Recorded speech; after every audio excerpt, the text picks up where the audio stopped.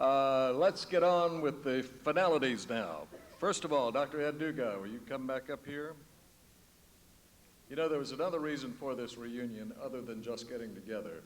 There's been a scholarship formed through the foundation at ULL called the Beryl Shipley Mended Heart Scholarship. It's for scholarships for students who have had heart surgery and heart defects. And a lot of money was raised by some of the sponsorships that you heard about early on. Dr. Dugas, who has been the juggernaut behind this thing, has got a presentation to make now. I don't think I can say anything other than we appreciate all of you. Hopefully we'll be able to see you again, but I mean, I want to let you know that we love all of you, and thanks a million. You can't leave yet.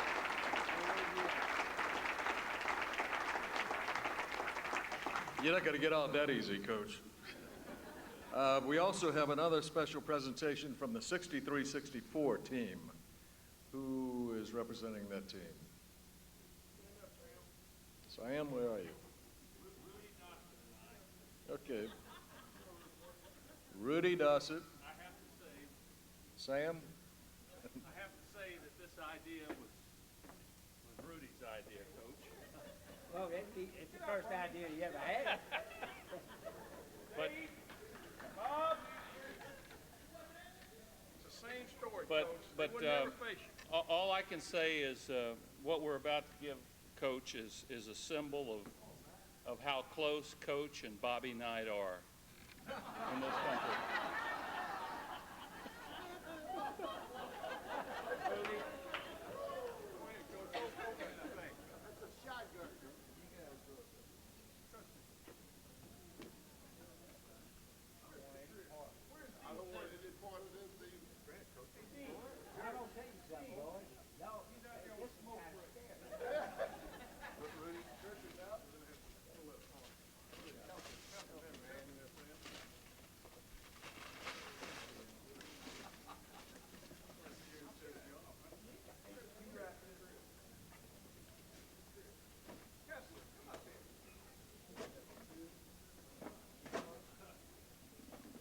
I don't think there's anything in there. There you go, Coach. There's a towel for you. Isn't that nice?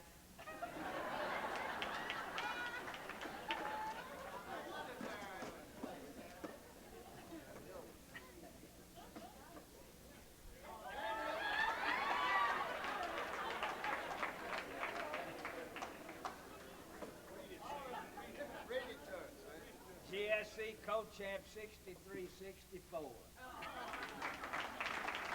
Hey, with the picture. I've been trying to forget those guys all along.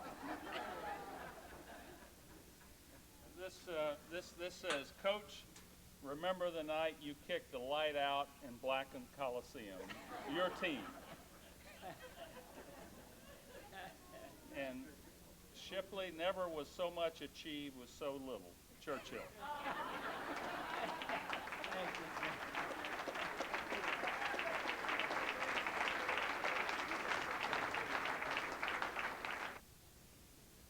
On behalf of the university, I'm pleased to receive this check for $35,000.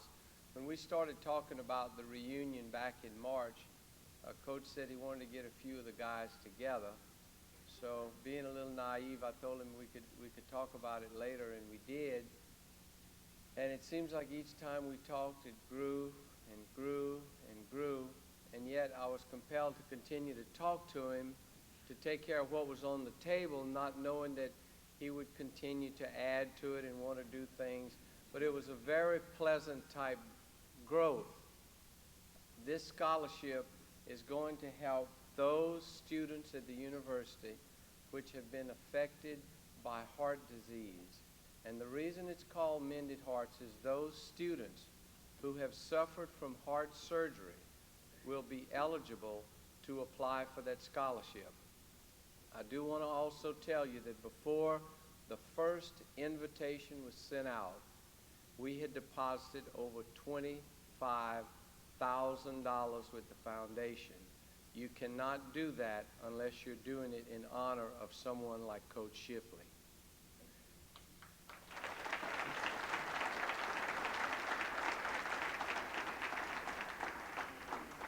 To participate and donate to the scholarship. We should have forms on every table, and if you would like to participate, you may just send your donation to the address shown there. On that same form is an opportunity to purchase a video. For those of you who were at Acadian Village last night, everything was taped. Oh, no. Yes. For the Walk of Honor today at the university, everything was taped. For fan appreciation, which was just an outstanding success, everything was taped. And tonight we taped as many interviews as we could in the hall, along with this program, along with the beautiful video that Ron made. Wasn't that video outstanding? Yeah. Well, we will be working with Channel 1 again, and we'll be putting together a Shipley reunion memorial video. But I have to take just a second to say that this reunion was so special that when we first talked about it years ago at the Top 28, I couldn't quite put things together because of other things going on. But earlier this year, when approached by Jerry Flake and Bill McHorris and a couple of other people, I decided to maybe take a look at it. And I realized that working with Coach and attempting to pull this off would be a very satisfying experience. I've never been disappointed, ever. And I have to say that everything we did was a team effort. And Coach, I know you've had some great teams before, but I have to tell you, the supporting cast for this event was one of the greatest teams that I've ever worked with. Truly outstanding in every way. You could start with Ron Gomez, I could go to Rock Roy, Eddie Mouton, Mike Spears, all of the players who took time to come, many of them traveling a long way, to pay tribute to him and to be with their classmates. It's really outstanding. So I'm hoping that you will take Mike's words of encouragement and that you will send your anecdotes. You will send him your materials for your scrapbook, because I don't know of any coach or any person that has had that type of legacy that will have so many commemorative materials associated with it. It's not just a visit, it's not just a get-together, it's a living memorial to him, and I thank all of you for participating in it.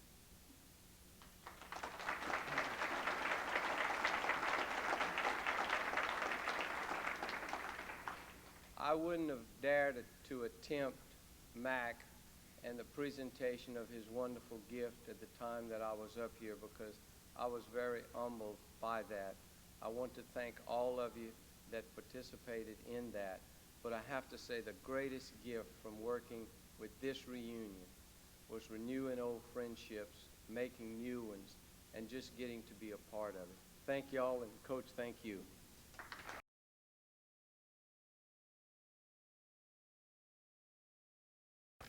Beryl wants to have a few final words with us, and then we're going to have a benediction after that. And I want you to, while Beryl is speaking, just take a look around at what we're seeing from up here. This is an incredible sight to see this gathering this long after the fact of all these people coming back. It was really, really magnificent. Thank you all for coming. Beryl.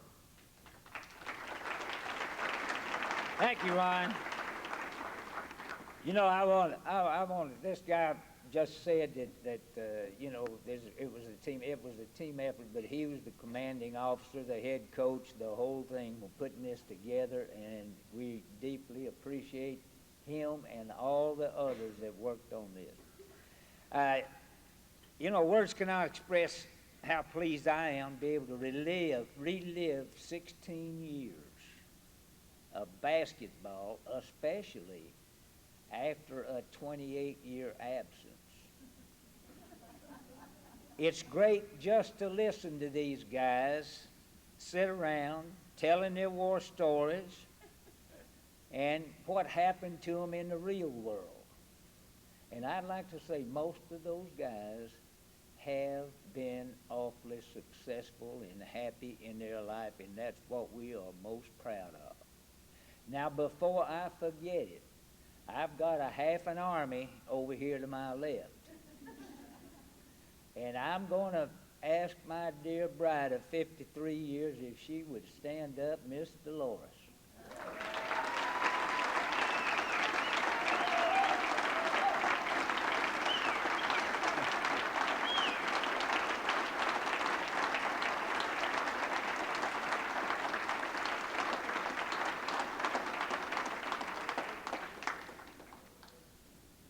Now, I'll get to the hard part. Now, I'm going to go in seniority. I would like for Marilyn Watson to stand up with her husband and her family.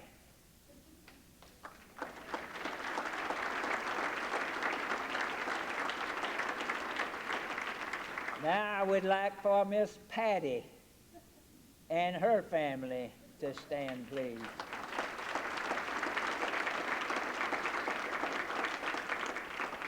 And finally, we get to poor little Amy and her husband, Scott, if they would stand, please, with all them grandchildren.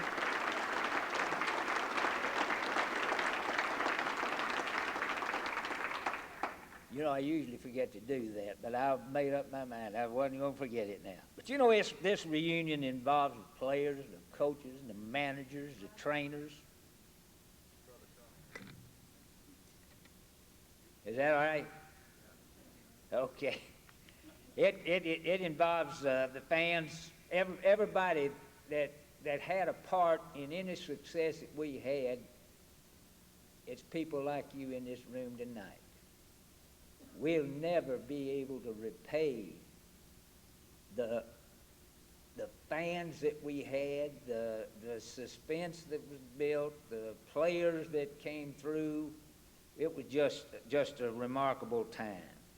During my tenure as a head basketball coach, I was fortunate to work with a group of dedicated coaches. Kenny Curtis was my first assistant. He's from my hometown of Kingsport, Tennessee. Kenny stayed with us for, 2 or 3 years, and then came Tom Caldwell. Tom couldn't be with us, as Ron said earlier, and he had a very serious illness in the family and couldn't be here, and called us and had a good conversation with him last night.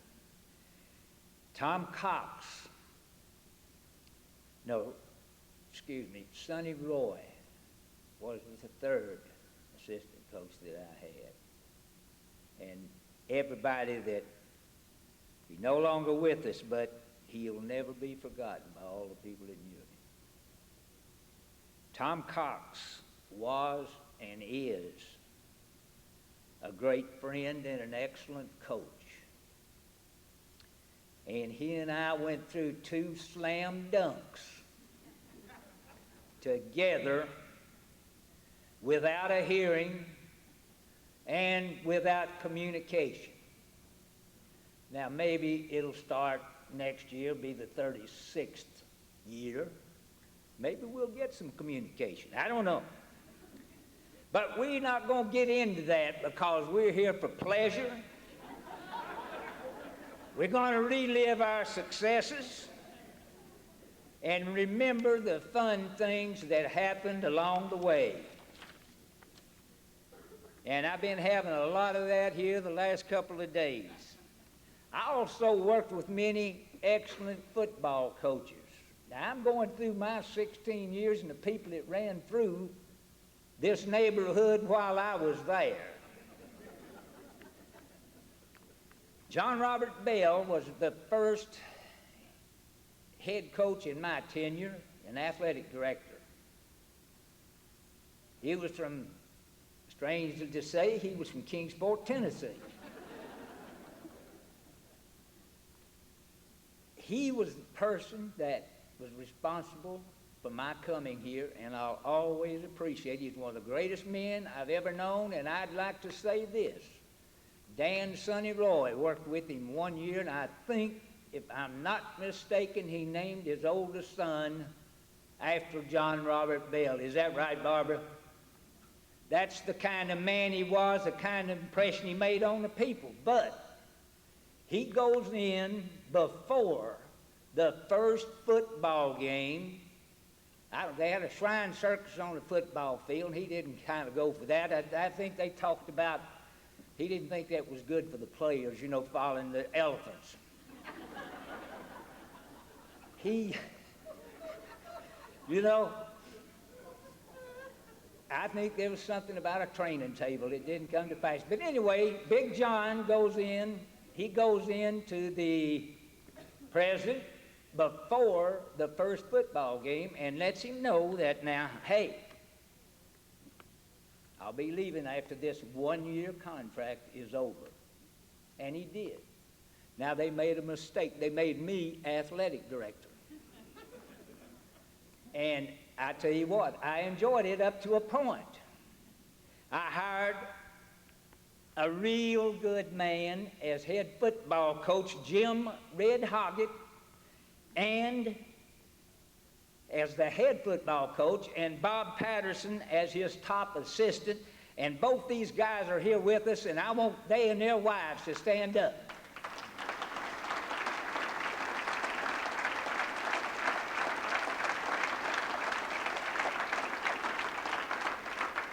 Hey, both these guys were excellent and successful coaches. And I've cherished their friendship through all these years.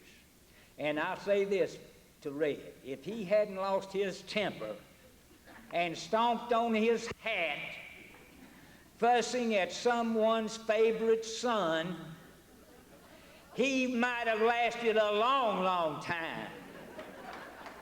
But I'll tell you what, he was a winner.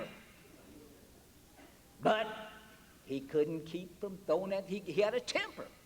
He should have known better. See, I always tempered my temper, Red.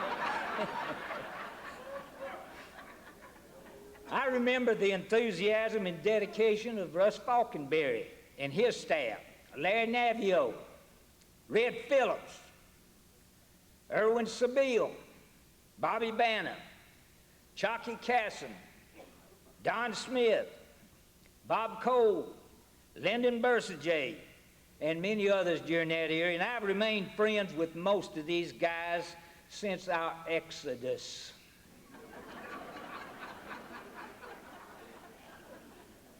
This reunion reminds me of Dolly Parton's song, Coat of Many Colors. Now, most of you country folks out there have heard that song.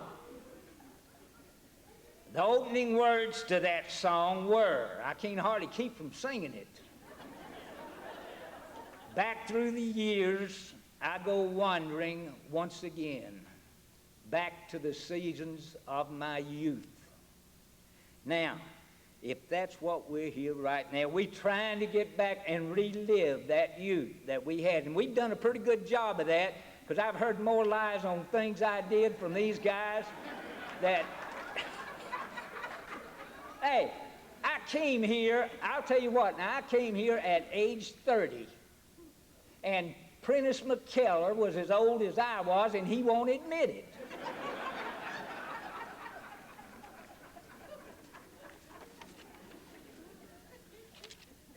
Now, these guys that we have here, we got in here tonight, and some of them couldn't make it. They were involved in competition 25, 30 times a year.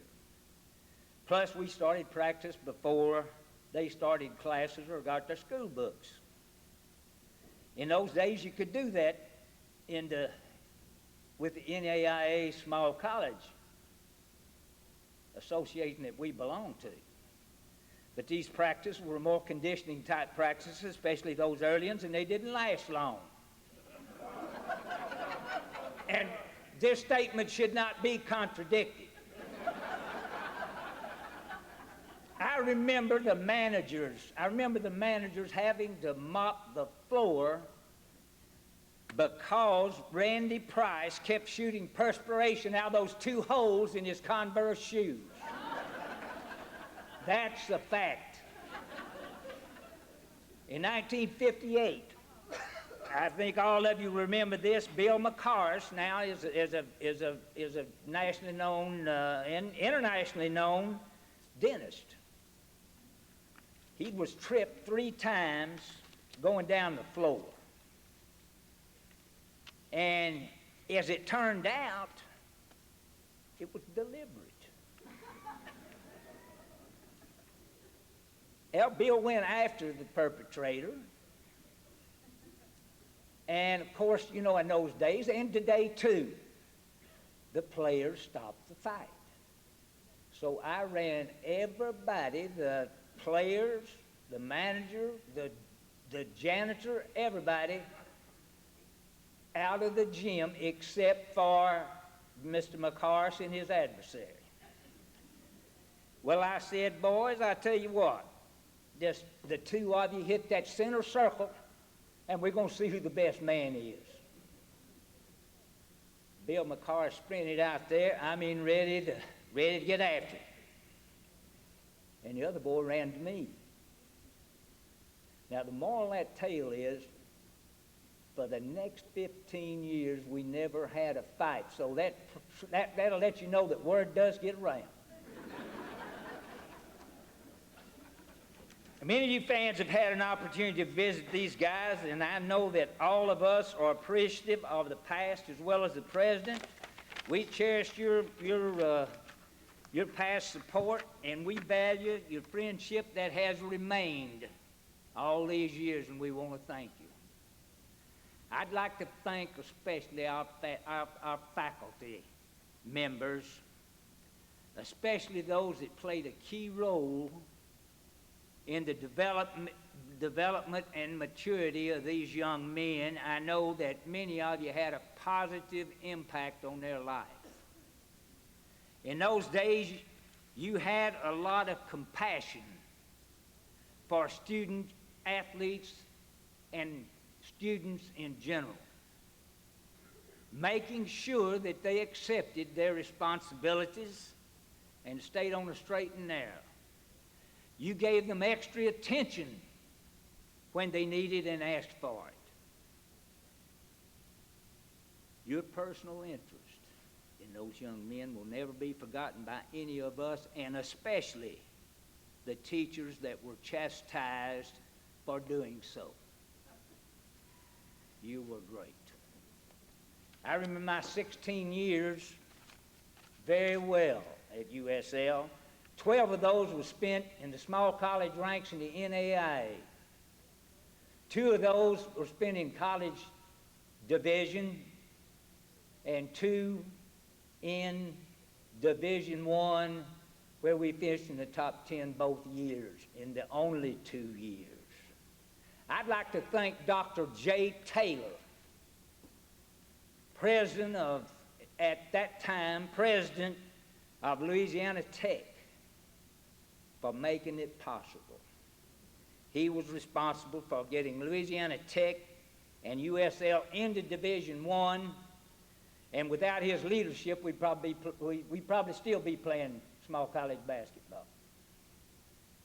But he was a go-getter, and we appreciate it. I remember the '65 season when we hosted and won a divisional tournament. See who would go to the national tournament with the NAIA.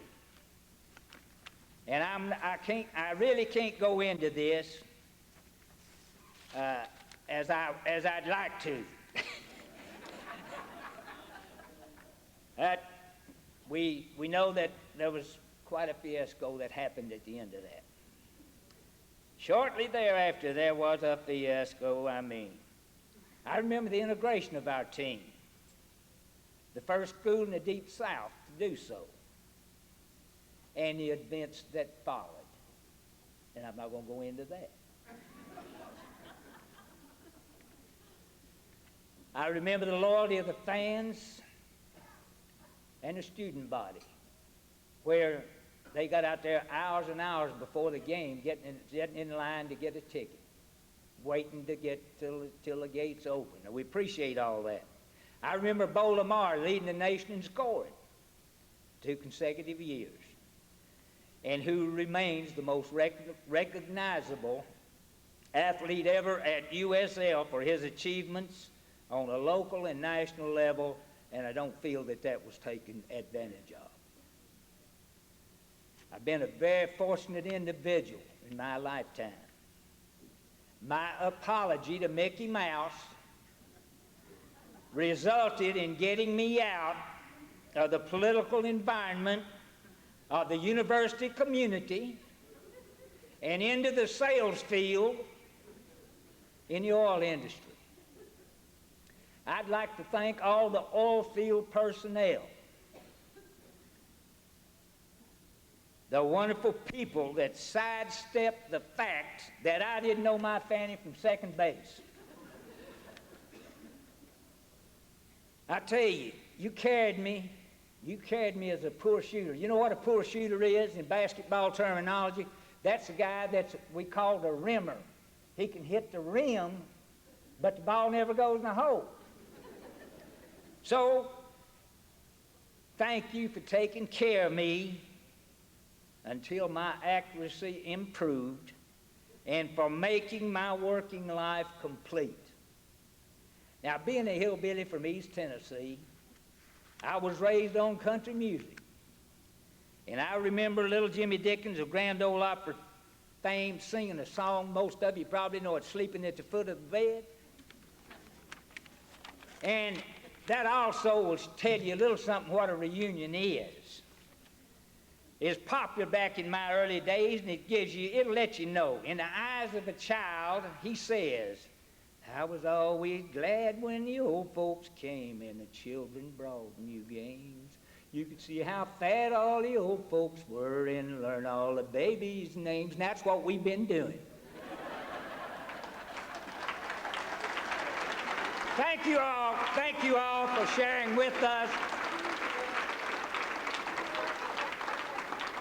Thank you for sharing this weekend with us. We're so appreciative, and I'm so glad that I got to run up on all these players and just listen to them talk and have a good time, relive those war stories. And if y'all hang around, me and Dolores might finish that song. Thank you. And as Don Meredith might say, turn out the lights, the party's over. Again, it's been wonderful. Thanks, everybody, for everything that was done for this particular get-together. Is Reverend Dale Griffith around? Dale, please dismiss us. Coach, thank you. Let's pray. Dear God in heaven, you're an awesome God. Thank you for what you've done in the lives of these many young men. Thank you for bringing into our lives a man of leadership, a man of integrity, a man of credibility, a man who taught us about success by not quitting. Thank you, Father, that he also taught us about being faithful to the cause. And that's what you ask us to be, is to be faithful, and you would take care of the successful part. You've done that for these many, many men and their families. Thank you, Father, for how you brought a man here that is not bigoted and was not, and you're not. And none of us are. We love this man and his family. We pray your blessings upon him. I pray, Father, that you would be with he and his sweet wife and his precious daughters and their families. I pray, Father, that you would prosper him with good health for a much longer time now, to be with us, to continue to make a difference in this community.